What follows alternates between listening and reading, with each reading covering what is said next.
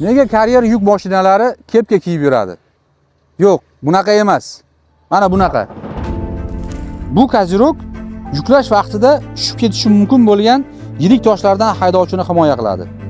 Yuklash jarayonida ekskavator cho'michidan tog' jinslari yumalab ketish oqibatida samosval kabinasiga tushib, shikast yetkazishi va haydovchi hayotiga xavf tug'dirishi mumkin.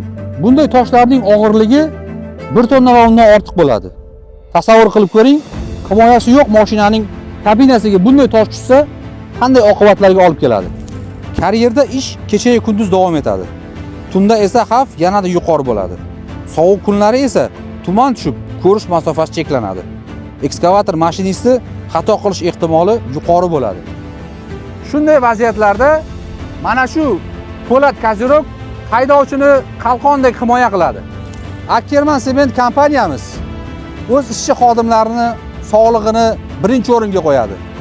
Shuning uchun bu koziroklar chiroyli dizayn yoki tuning emas. Bu inson salomatligi, xavfsizligidir. Karyer va zavodimiz haqida sizga shunaqa real faktlar qiziqmi? Bizga obuna bo'ling.